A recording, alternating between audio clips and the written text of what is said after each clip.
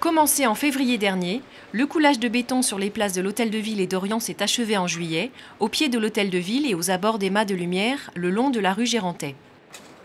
Les plantations ont suivi le rythme des saisons. Les arbres ont été plantés en mars et les vivaces en juillet.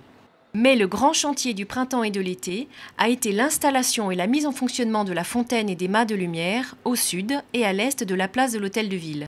Ce travail complexe, parfois invisible car souterrain, s'achève aujourd'hui. La fontaine, réalisée par les entreprises locales et acheminée sur la place de l'Hôtel de Ville par convoi exceptionnel, a été installée dans la nuit du 27 juin. L'entreprise chargée de sa mise en route a ensuite travaillé à l'installation du système hydraulique et électrique dans un local souterrain situé sous la fontaine. La mise en eau est prévue pour le 30 août. Autre installation de taille, les mâts de lumière à l'est de la place de l'Hôtel de Ville et les lampadaires bipodes installés côté ouest participent à la mise en lumière du site.